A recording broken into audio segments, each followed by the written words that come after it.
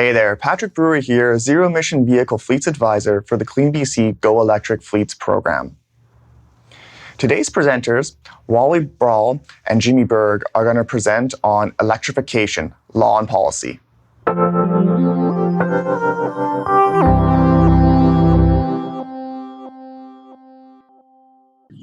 Okay, well, thanks, Patrick, for inviting us to give a talk today. Our talk is going to be on the regulatory and policy aspects or legal aspects of decarbonization. Another word for that is electrification, which is probably a longer word to talk about. The way we see it is that there's five main thrusts that are all going on at the same time.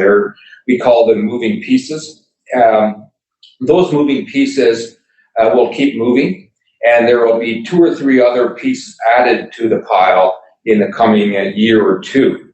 Jimmy Burg and I, want to cover off these areas in a very high-level way. You can see for yourself that we'll be covering funding. It's a very broad topic, but we'll just cover a few minutes. We'll cover another very broad topic, taxation and carbon pricing, and including the Supreme Court of Canada decision recently. And then we'll cover two related issues, emission controls and zero emission vehicles. I'll hand that over to Jimmy. Jimmy will also, because Jimmy's our local hydrogen expert, he'll cover off some hydrogen strategies. And then later on, the last few minutes, we're going to be looking into the crystal ball a little bit and seeing what lies ahead. We're monitoring what jurisdictions are doing or not doing, and where they might go, and what other jurisdictions beyond British Columbia and Canada, what they are doing. We'll emphasize that our focus will be BC centric, although it's hard to separate BC from what's going on in other parts of Canada, especially the federal government. But we will have a BC focus, and that's not surprising in some senses, because BC is arguably somewhat ahead of other provinces when it comes to decarbonization. So I'm going to just make a few more comments on this. These are significant new thrusts, these five thrusts of funding and through the hydrogen strategies. They were not there even 5 years ago, with the possible exception of the carbon tax in BC. These are all important new pieces, and they will continue to evolve. I flipped through the slides.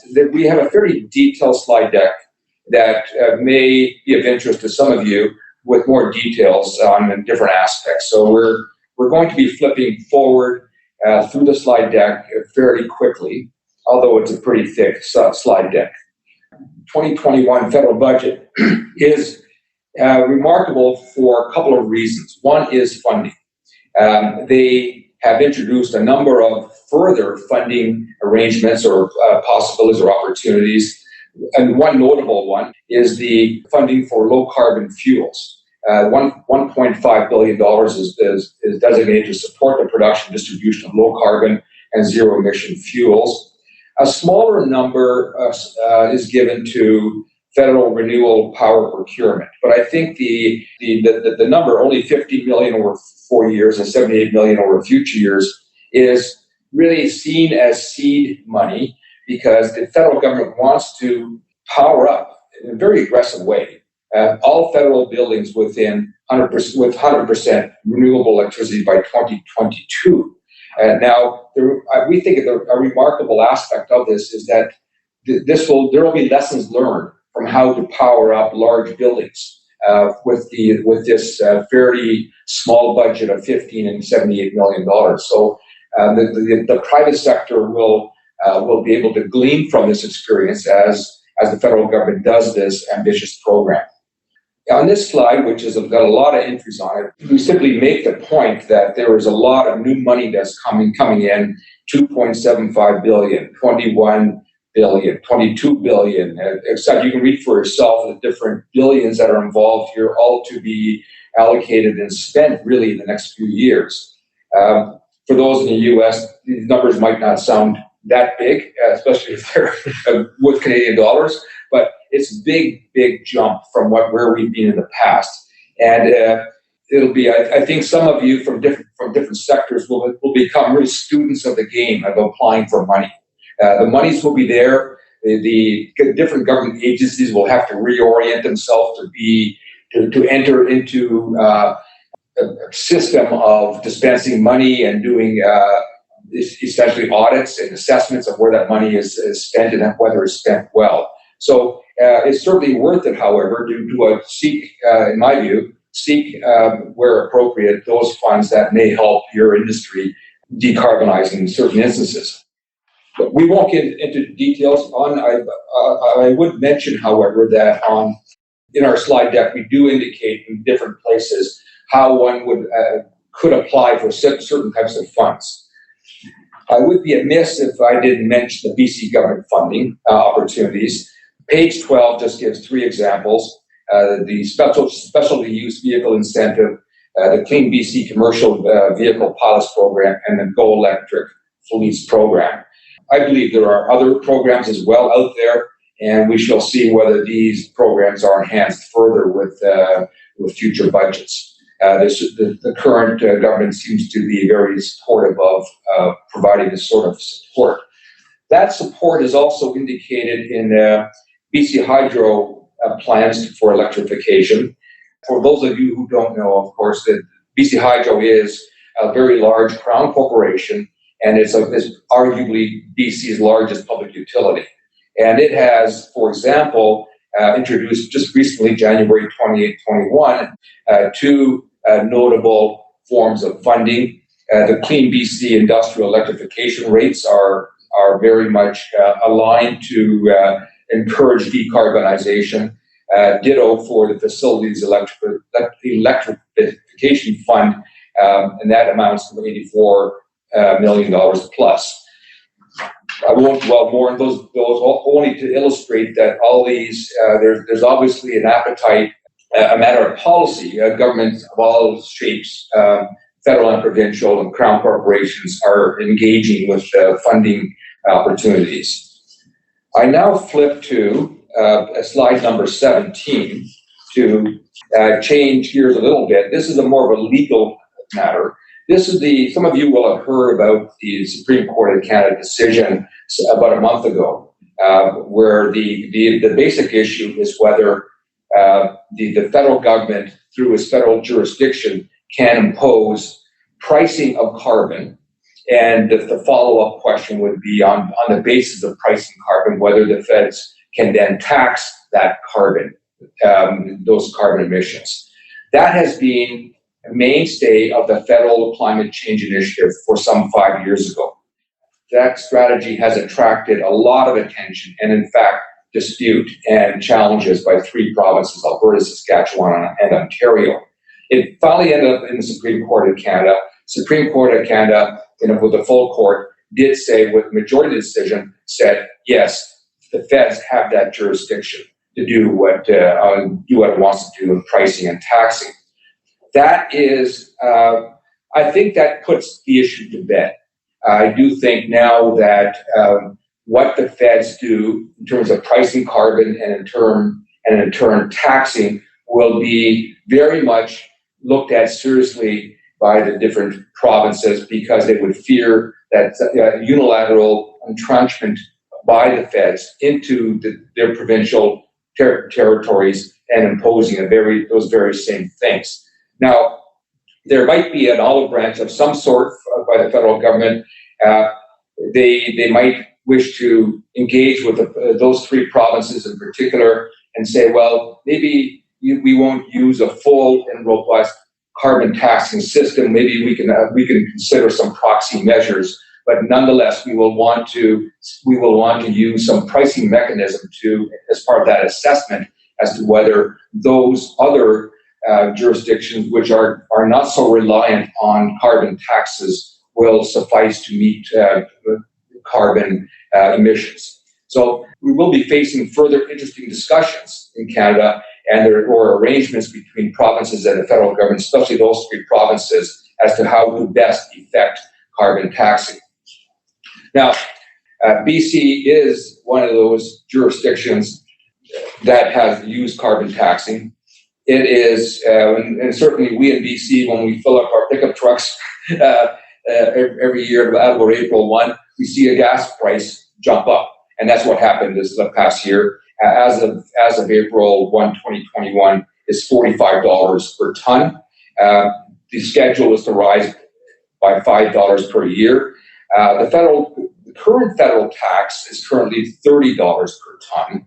But this is the big but. It will be, the feds are going to be using a much more aggressive schedule going forward, and especially after the Supreme Court of Canada decision.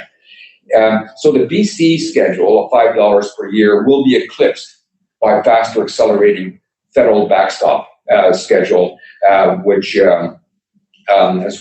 by some our rough calculation that Jimmy and I did, that it must rise by at least $15 per year BC to match the federal backstop that they are going to be putting out there as the must-reach targets by the federal government. It's not uncomplicated for those who aren't familiar with carbon tax and carbon pricing and how that relates or doesn't relate to cap and trade.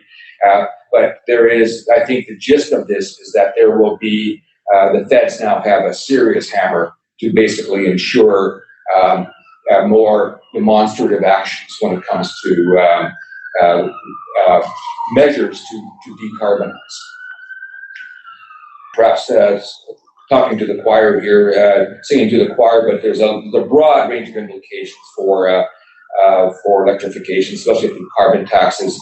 We've listed very, very high level, just to make that point, consumers, as they increase prices for gasoline, natural gas, etc. Fleet owners, very important consideration, incentive. There will be an incentive to electrify fleets to avoid the tax, the carbon tax. Power producers, ditto, incentive to reduce emissions. It will cover a wide range, as we indicate on that slide, that point on slide 18. Utilities, municipalities, right across the board, many different areas. The federal 2021 budget of several weeks ago is remarkable for another reason, not just funding. It has it sets out incredibly new and significant taxation carrots and sticks. It's taking on a more nuanced approach to using a tax tool. I'm going to give a few examples of what we're saying here. There will be indicators of tax benefit for zero emission technology development. That will be fairly attractive, I think, for tax reasons. So tax lawyers will become very important advisors on this whole matter of where and how to seek these tax benefits. The tax benefits will range from deductions, write-offs, and appreciation rates, and so forth, the usual gamut of tax carrots and sticks. Again, just to illustrate how broad the new taxation powers are, they will extend as investment tax credits for carbon capture, utilization, storage operations and projects. This is no doubt anticipatory of hydrogen production going in the future. And Jimmy's going to talk about hydrogen in a moment and why that's an important part of the federal approach. I'll also highlight there's a pretty significant, from my perspective at least, tax incentive allowing businesses to write off full cost investments in certain energy technologies. We give some examples, but clearly the feds have indicated through their tax powers that they will create significant tax incentives, which I think will already been, by our reckoning, be readily received and embraced by industry, and they will try to move forward with those as part of their business plans. I'm now going to turn it over to my colleague, Jimmy Burg. Thank you. The two broad policy and regulatory measures that Wally just discussed, funding and taxation, carbon pricing, these are complemented by three additional policy and regulatory levers. And to stop for a moment, I'd just like to let the audience know that each one of these five categories could be its own presentation itself. But rather than get too into the details, we want to give the audience a high-level picture of where these trends are moving and how all of these trends are pointing in the same direction as the federal government very aggressively pursues its decarbonization objectives and its pursuit of fleet electrification. So now after Wally has done funding and taxation and carbon pricing, I'm going to talk about emission controls. In British Columbia, we have a clean fuel standard. This is a standard that is designed as a market mechanism in a non-discriminatory way to place a legal threshold on the emissions intensity of any liquid fuel. This standard is designed to slowly but surely over time make lower carbon fuels more cost competitive and place increasing pressure on higher carbon fuels. Now you might be wondering, why am I telling you about something that BC has had in place since 2008? It's because the federal government is about to follow in BC's footsteps. They have proposed a national federal clean fuel standard, heavily designed after BC's standard. And this is significant because it'll have the same effect as the BC clean fuel standard, but it will now be across Canada. And it'll have the same effect in the sense where slowly over time, it'll place more and more pressure on higher carbon fuels. And we will expect this, and Canadians should expect this, to increase demand for renewable and lower carbon fuels, such as hydrogen, renewable natural gas, and renewable diesel. The next broad category of decarbonization objectives is zero emission vehicle mandates. These mandates are something that are rapidly gaining traction around the world, and BC was one of the early adopters. In 2019, BC enacted the Zero Emission Vehicles Act. This act places legal limits on automakers, and it actually requires them to sell certain percentages of zero emission vehicles, or ZEVs, over time. Now, the target under the act is 10% by 2025, but as you can see on the slide, we are already at 9.4% in BC, and to further explain that number, it means that 9.4% of all new vehicles sold in 2020 were ZEVs. And so whether it's this act that appears to be working, or the combination of this act and the emission control measures and the taxation and funding measures that Wally discussed, the BC government these measures are working to achieve its objectives, and we don't see these slowing down in the future. These zero emission vehicle mandates are rapidly gaining traction around the world, and notably in Canada, the federal government has recommended a national ZEV standard.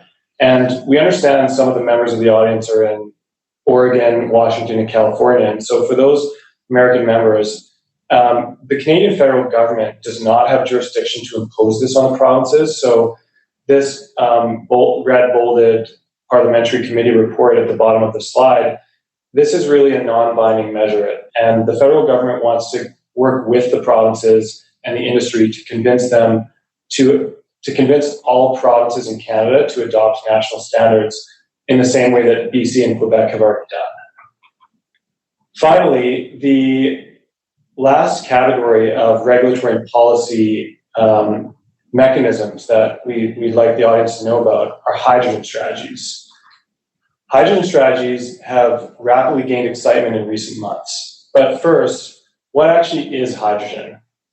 Hydrogen is a gas, and most importantly for many governments around the world, it's an alternative to fossil fuels because it produces no emissions, no carbon emissions at the time that it's consumed.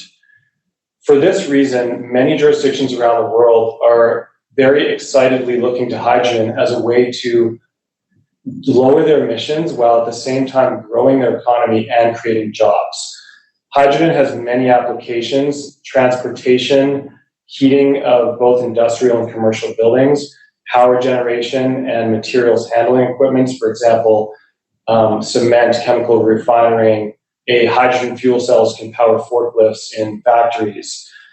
And this is the reason why the Canadian federal government has announced this new hydrogen strategy in December, which is a very ambitious 30-year plan to achieve net zero emissions by the year 2050. And this is all part of the federal government's multifaceted plan to fight climate change. Now, BC has always been an early adopter of hydrogen, and BC's hydrogen strategy is expected to come soon. Like I said, many jurisdictions around the world, currently 30, but these numbers are rapidly increasing, are developing hydrogen strategies with the intent. In fact, it's better described as a race to develop regional and national hydrogen economies. And that concludes our introduction of the regulatory and policy landscape. So what kind of new regulatory considerations do these new categories bring? So keeping on hydrogen for a moment, there are numerous new regulatory considerations that Canadians should be aware about. In Canada and in BC, the primary regulator is the BC Oil and Gas Commission, while in Canada, it's the Canada Energy Regulator. Transportation is a big issue. Most countries around the world today are using their natural gas regulatory regimes to regulate hydrogen. This may face increasing new considerations in the future, and Canadians and all stakeholders should stay tuned for potentially law reform because there's questions as to whether natural gas is chemically similar enough to hydrogen to have these regulatory regimes be appropriate. And another issue is safety. Currently, in the US, there's the NFPA2, which is a hydrogen technologies code. This code is currently being required by BC regulators, but it's unclear if this code will become the worldwide technical standard or whether Canada or the Canadian federal government will try to advance a new technical standard. And so all regulators, and all stakeholders should be alert to these evolving issues. I'm going to pass it to Wally to describe some new legal issues that are coming up in the future. I think one legal issue that's going to come up is going back to hydrogen just for a moment, the colors, the various colors of hydrogen, gray, green, blue. There is certainly, like Jimmy said, sort of a sorting out amongst the different countries. Some are very much targeting the highest, the gold standard, or the green standard, which is green hydrogen, to knowing that is the zero emission or the best environmental form of hydrogen, as opposed to gray, which, as you can gather, is less green and or blue. I don't know where BC is going to come out as to what sort of mix they might be contemplating for gray, green, and blue. But I do think that there are certain leaders in the world. I understand, at least secondhand, that countries like Germany and others, they are very much focused on green hydrogen, which raises the question as to whether some of those early adopters of those green hydrogen companies will be encouraged through tax or other reasons to come to Canada to work up green hydrogen as to the lesser forms of hydrogen. So that's another policy matter that will come our way. Turning now to something that's a bit more, I think, close to home, that is the right to charge. This is an issue. When I say right to charge, it's really, the scenario is this. It's the folks who are unit holders in oldish apartment buildings, strata apartment buildings, where the holders of those units are increasingly interested in getting an EV, but alas, the Strata Council says it's going to be very, very costly to install the technology and the apparatus for charging. There's, as slide number 35 said, there's a resolution passed by 75%. It is required. This is going to give a lot of people in older buildings pause as to the decision to buy EVs, but then that runs counter, of course, to the desire by the governments and others to encourage the use of EVs. So that's an issue which isn't perhaps all that prominent now, but we can see that it will become a big issue going forward, especially for the provincial government, which has the jurisdiction to address this. We, for one, will monitor that very closely, and including whether there's going to be a need to change the law. we were looking at, for example, the Ontario Condominium Act allows owners to apply to their condo boards to install EV charging stations. And under that regulation, the condo association cannot deny reasonable requests as long as it meets professional standards, the usual things, the usual considerations of safety, building codes, etc. We're not really sure as to how far BC government is considering the right to charge, so we're a bit ambivalent about that. I know it came up here and there in a recent election campaign, but we believe it'll become a more prominent consideration. What is more clear is where the municipalities are going when reviewing applications for large-scale developments, that is residential developments, high-rises, and so forth. They are now required, have been requiring, through the good efforts made by several EV organizations, to get the commitments from developers to provide 100% all parking stalls with EV-friendly charging apparatuses. So this is, I believe, a fairly comprehensive list of who's done this at the municipal level. Notably absent, and perhaps I'm missing the latest, but larger communities like Kelowna is not on there. Even Victoria is not on there. I could be wrong. Well, what I gather, however, is that there will be growing pressure expectations on municipalities throughout British Columbia to do what the Burnabys and Kamloops and Vancouver's have done, that is to require that new buildings are EV friendly. These municipalities, I believe, also require EV charging infrastructure for single detached homes. It's not just the larger blocks of apartment blocks. This is further consideration that other municipalities will have to consider going forward. So I'm going to turn it back to Jimmy. Another change that's in the works as well is billing methods. It sounds like a fairly administrative bookkeeping type of thing, but it actually has a broader set of implications. Jimmy? Thank you. In Canada, the federal government has the regulatory authority to approve these charging station billing methods. Now, if you're a member of the EV charging industry, you're probably well aware of this because you want kilowatt hour billing to be approved. But for the benefit of the audience, the rest of the audience that doesn't know what that is, what I mean by kilowatt hour billing is when you bill by the unit of electricity, and that's in contrast to billing by the amount of time that you're at the charging station. Or another option that's currently in play here in Vancouver is charging the person for a parking fee and then including the EV services for free. But what's accepted by the industry is that everybody wants kilowatt hour billing, and this has not yet been approved in Canada. The federal government is currently undergoing testing and consultation, and they are citing consumer protection and the desire for regulatory certainty. So stay tuned, but we expect the federal government to approve kilowatt hour billing once they're done their consultation.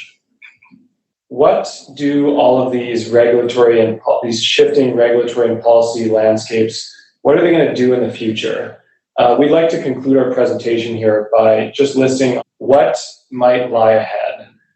We expect that this train is not slowing down anytime soon. The federal government will continue to ratchet up these regulatory measures, and so will the BC provincial government in our estimation. On the slide here, we've placed a number of market and price implications of those regulatory moves, and these will have significant implications for electrification in BC and across the country. Moving on to more expected future trends, we will expect to see increased electrification across all sectors of the economy. That includes transportation, that includes heating, and it includes materials handling equipment, just to name a few. We also, like Wally mentioned, expect to see increasing municipal action. And finally, we would expect evolving regulatory considerations and potentially law reform.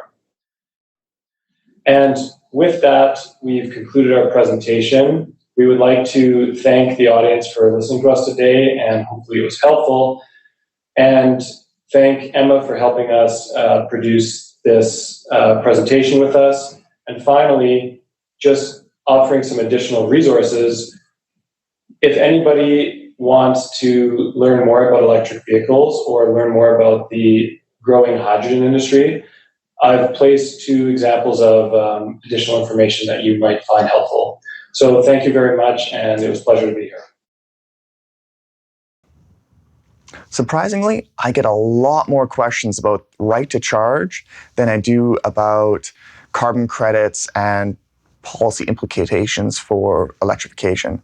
So it was great for Wally and Jimmy to present today on that topic. Shout out to the West Coast Electric Fleets community now. If you'd like to suggest topics for future videos, let me know. And if you're interested in applying for the Clean BC Go Electric Fleets rebates, you know where to contact me at fleets@pluginbc.ca. Thanks and have a good day.